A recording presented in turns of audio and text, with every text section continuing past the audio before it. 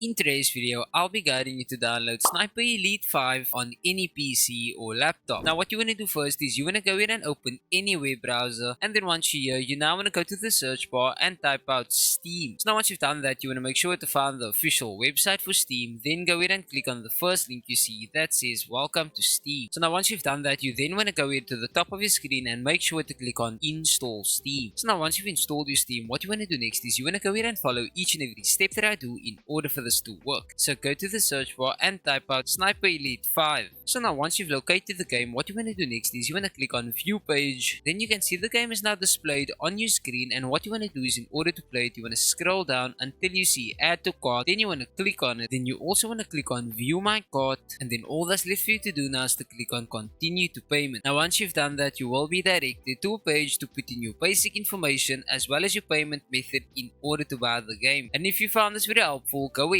and like and subscribe.